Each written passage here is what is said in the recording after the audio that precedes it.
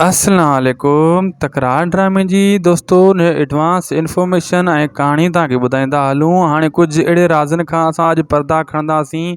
तकरार ड्रामे में जेका नेक्स्ट एपिसोड अचण वारा आहिनि उन्हनि जा कुझु अहिड़ा सीन आहिनि उहे बि तव्हांखे अॼु खुली करे इन यूट्यूब चैनल इन वीडियो ते ॿुधाईंदासीं। इन वीडियो खे थी सघे पूरो ॾिसो ऐं उदासी टीवी खे बि ज़रूरु सब्सक्राइब कंदा। दोस्तों हाणे जेका किस्त अचण वारी आहे मूसा ऐं मीर जी जेका मतिलबु लड़ाई थींदी इन जो विच में झेड़ो थींदो, इन शइ जो नवाब खान पूरो फ़ाइदो वठंदो। उहो फ़ाइदो कीअं वठंदो दोस्तों, उन हाशू खे आर्डर ॾेई छॾियो आहे त इन्हनि जो पीछो करे नवाब खान खे चयो आहे मीर ऐं मूसा जो पीछो करे तूं नैना ताईं पुॼी वञ, जिते नैना आहे नैना खे वठी आ ऐं इन्हनि खे हिक न हिक खे लिटाए छॾिणो पवे त भली इन्हनि मूं लिटाए छॾ।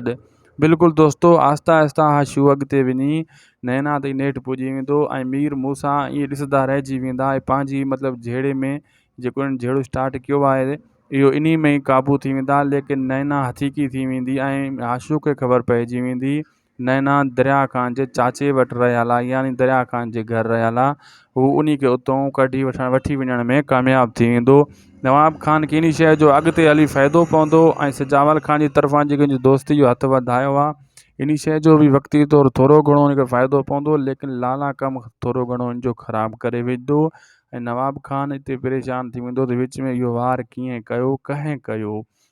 अहिड़े हिसाब सां दोस्तों इहो बि तव्हांखे ॿुधायूं त मीर ऐं मूसा इहा लड़ाई थोरी घणी जेका नैना जे करे रहिया आहिनि इन्हनि जे लाइ इहा फ़ाइदेमंद न आहे, नुक़सानकार आहे। अॻिते हली तकरार ड्रामे में बिल्कुलु यू टर्न अची वेंदो ऐं ड्रामो इन नेक्स्ट एपिसोड खां पोइ मटिजी वेंदो ऐं तव्हांखे बिल्कुलु हिकु तरफ़ो ड्रामो नज़र ईंदो। तकरार ड्रामो दोस्त सां विढ़णु शुरू थी वेंदा, दुश्मन इन शइ जो भरपूर फ़ाइदो वठंदा।